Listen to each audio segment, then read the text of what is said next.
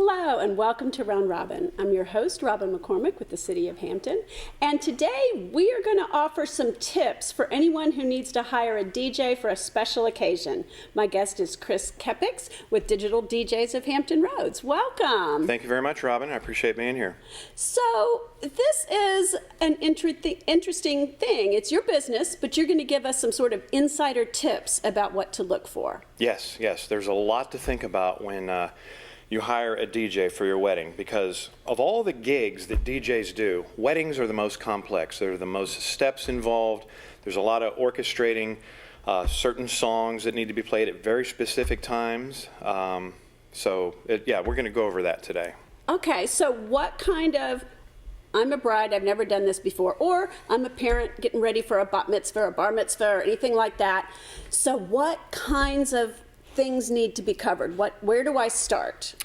Oh gosh, well, the first thing I usually like to do is, we establish where the venue is going to be. You want to find out if the DJ has ever played at that particular venue before, because every venue has different acoustics. If there's an opportunity for you and your DJ to go to the venue, or just the DJ, that's something they can do on their own.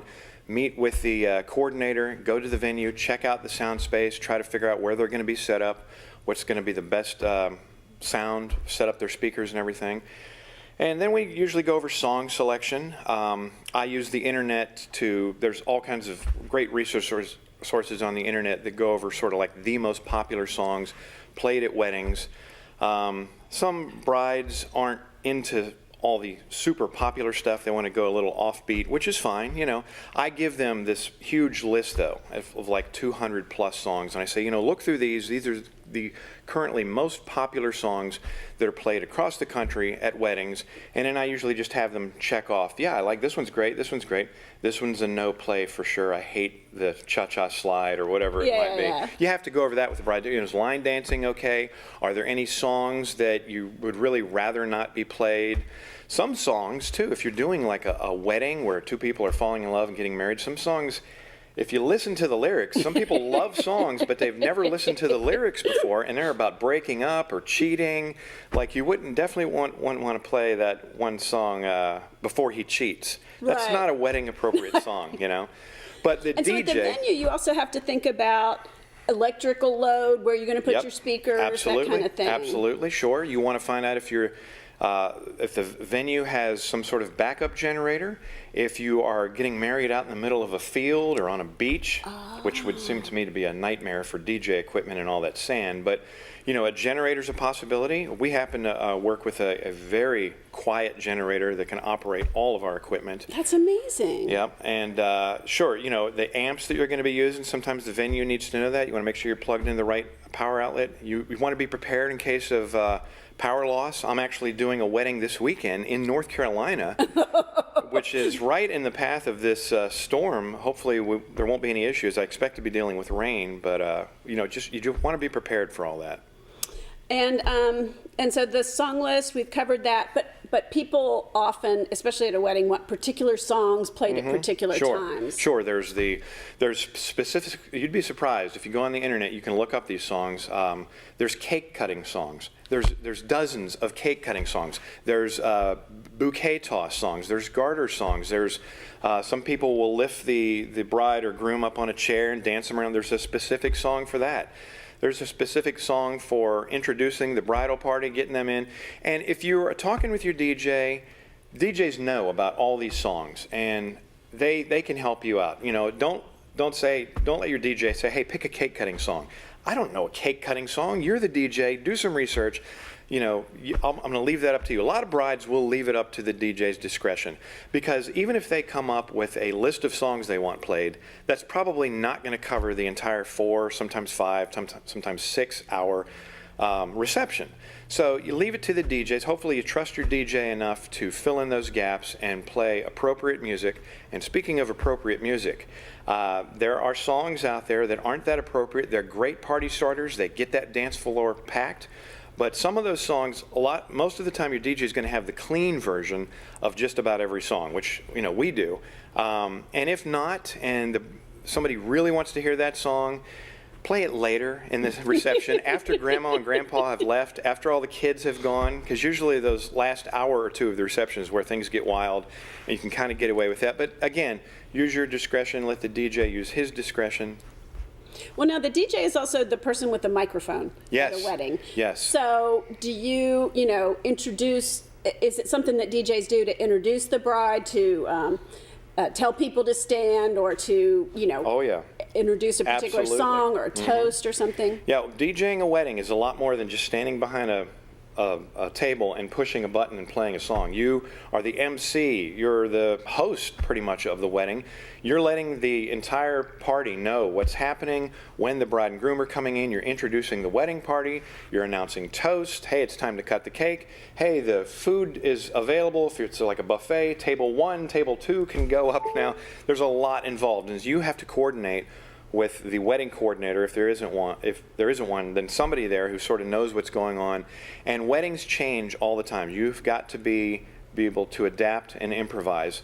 They might say, hey, this is going to happen at this time, and guess what? It doesn't happen at that time. But you've got to, play a filler song to buy yourself more time. Things change at the last second all the time. So just go with the flow. But there is a lot involved as far as emceeing, getting on that microphone. You want a DJ that has some personality, that's outgoing, that can get the crowd pumped up, enthusiastic for the arrival of the bride and groom, and dancing all night long. You want energy, you want happiness. This is the Super Bowl for the bride and groom and for the DJ. This is like the biggest, most important gigs that we ever do, our weddings. That's so fun. Now, we've all been to that reception where there's music playing and that no one wants to get up on the dance floor. Everybody's a little shy. What do you do? What can you suggest for a DJ to do to get that rolling? Well, again, that has to do with the DJ's personality, their outgoingness. There's certain songs that you play. One thing that almost always gets the dance floor going is you start off with maybe a couple of line dances, maybe Macarena, the electric slide, and then once you get to the wobble, usually everybody's on that dance floor. And then the secret is to keep them on the dance floor. So that's you can enthuse the crowd just by your energy level. You don't want a DJ that's up there checking his watch on his phone the whole time. You got to be interactive with that crowd. And so how do you interview a DJ? If I'm talking to several different people, how do I know who to pick? What am I looking for? Exactly. Well, DJs have reputations. They, our particular company DJs regularly 3 nights a week at a local club here. If the DJ does anything like that, ask if you can come to one of their public events and see their DJ style. See if they're like a scratcher, a mixer, or if they just seamlessly blend one song into the other, which every DJ should do. And you can go and check them out there. If that's not an opportunity for you, check them out on social media. See how long they've been in business, what's happening on social media. Most DJs love to promote themselves on social media.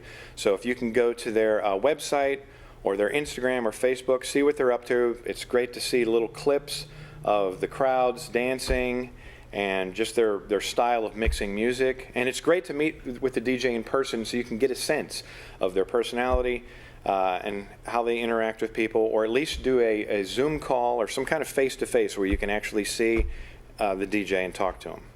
Now, what is the background of people who are DJs? Like your background? My background, I did audio voiceovers for over 15 years. I used to work as an intern at 96X back in the middle 90s. I interned at an AM country station, a lot of radio, and then just a lot of DJing. Our company's been around since 2009, and we do karaoke, we do trivia night, we just do Friday night parties, anything. So that's my background. I've always been in radio and broadcasting, and I've always been told that I have a face for radio. So, is there anything else we should know before we close? Well, you want to. Hopefully, your DJ will have a contract for you. Contracts are very important with weddings. That establishes if there's a cancellation, if you need to change the wedding because of weather or other circumstances. If the reception is going to go a little long, does the DJ charge a little extra for that? If there's a part of the balance that you owe, that's going to be on there. If you pay it all up front, all those all those things are going to, and that's for your protection, and that's for the DJ's protection. So, you make sure that DJ shows up. You have legal proof. We have a signed contract. Our DJ is supposed to be here at this time, and he should be there plenty early. Also, real quick, insurance. We happen to carry insurance, which covers me, all my equipment, all the guests. Some venues have their own insurance. Some venues require that the DJ that comes in has their insurance, because there's all kinds of accidents, especially that last hour of a wedding reception. Things can get a little crazy. I always try to keep people away from the DJ stand if they're holding a drink and requesting a song.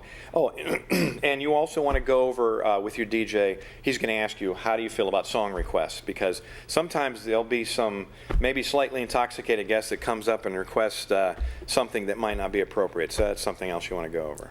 Interesting. I had no idea there was so much involved. Oh yeah, sure, absolutely. All right. Well, thank you very much for coming by. I've learned a lot. No problem at all. You can check us out at ddjhr.com. That's Digital DJs of Hampton Roads. We're also on Facebook and Instagram. All right. Thank you. No problem. And thank you for watching. If you have an occasion that is special and you want to hire a DJ, now you know some questions to ask and some ways to make sure they're on the same page as you are. Thanks for watching.